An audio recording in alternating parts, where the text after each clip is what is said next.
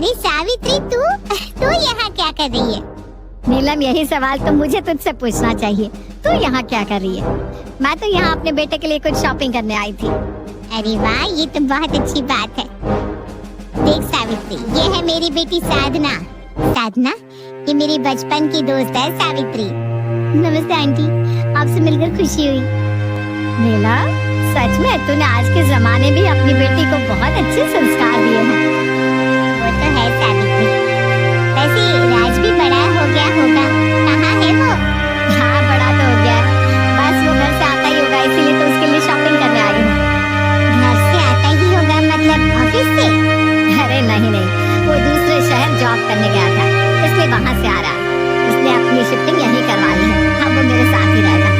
खैर ये सब छोड़, मैं तो ये कह रही हूँ कि तू साधना को लेकर कभी घर आना। मेरा बेटा भी कुछ दिन घर पर ही है, तुम दोनों उससे भी मिल लेना। हाँ जरूर, हम कल ही तेरे घर आते हैं। बस तू अपना एड्रेस मुझे सेंड कर देना, और उससे पहले तू मुझे अपना नंबर तो दे दे। कई सालों बाद नीलम और सावित्री की मुलाकात होती है। इसके बाद उन दोनों की बातचीत फिर से शुरू हो जाती है और अगले दिन नीलम साधना के साथ सावित्री के घर जाती है, जहाँ साधना की मुलाकात राज से होती है। साधना को राज और राज को साधना पहली नजर में ही पसंद आ जाते हैं और इस तरह उन दोनों की बातचीत शुरू हो जाती है। ऐसे ही एक दिन साधना, मैं तुमसे कुछ कहना चाहता हूँ, अगर तुम इजाजत दो तो क्या मैं? हाँ राज, कहूँ ना क्या कहना चाहती हूँ। वैसे कहना तो मुझे भी बहुत कुछ है, पर पहले तुम बोलो। साधना, हम दोनों की दोस्ती बहुत अच्छी है, और ये दोस्ती मेरे शहर से प्यार में कब बदल गई मुझे पता ही नहीं चला। मैं तुम्हारे लिए कुछ अलग सा ही फील करने लगा हूँ। मैं भी राज। साधना और राज की दोस्ती प्यार में तब्दील हो जाती है और बहुत जल्द नीलम और सावित्री की दोस्ती रिश्तेदारी में बदल जाती है। साधना और राज की जल्दी ही शादी हो जाती है, पर कहते हैं ना, जहाँ चार बर्तन होते हैं वहाँ आवाज तो आती ही है। ठीक ऐसा ही सावित्री के घर में भी होने वाला था।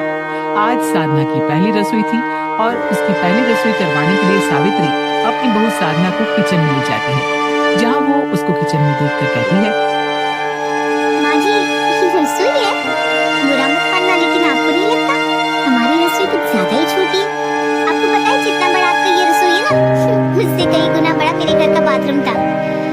हाँ, पर जो भी है, अब यही मेरा ससुराल है। हाँ बेटा, हो सकता है, पर अब से यही तेरा घर है और तुझे इसी रसोई में खाना बनाना पड़ेगा। चल आजा, मैं तुझे बता दूं कौन सी चीज कहाँ रखी है। इस तरह सावित्री साधना को सब कुछ बताने लगती है। कुछ ही देर बाद साधना की पहली रसोई भी खत्म हो जाती है।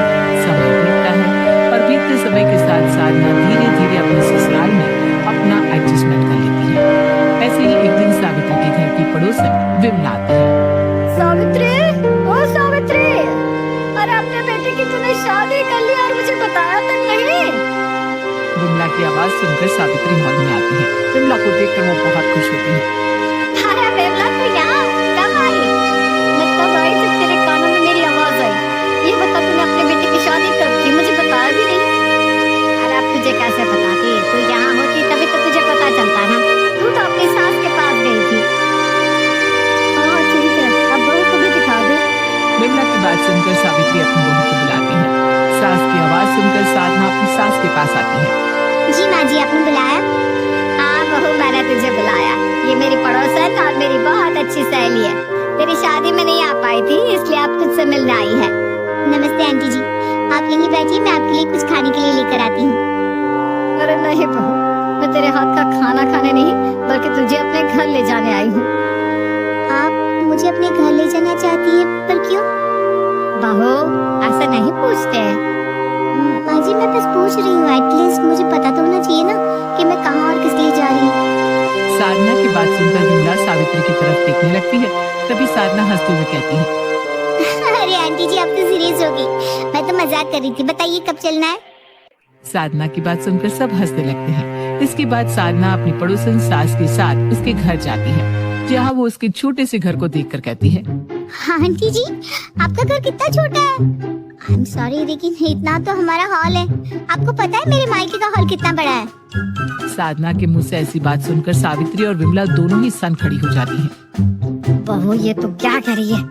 ये मत भूल कि ये हमारा घर नहीं बल्कि पड़ोसन का घर है। सॉरी माँ जी, पर मैं आंटी के घर के बारे में कुछ नहीं बोल रही हूँ। मैं तो बस बता रही हूँ कि मेरे मायके का हॉल आंटी जी के घर से बड़ा है। चुप कर जा बहू, चुप कर। मानती हूँ तेरा मायका बहुत बड़ा है, लेकिन फिलहाल के लिए चुप हो जा। सावित्री की बात सुनकर साधना चुप्पी साध लेती है, लेकिन विमला को ये बात बहुत बुरी लगती है, पर बेचारी करती भी क्या। आखिर उसने ही साधना को अपने घर बुलाया था, इसलिए वो भी उसे कुछ नहीं बोलती और उसे बैठने के लिए कहती है। आंटी जी, आपके घर का सोफा कितना पुराना है? साधना ये बात बोलती ही है कि तभी उसकी सास उसको आंख दिखाने लगती है।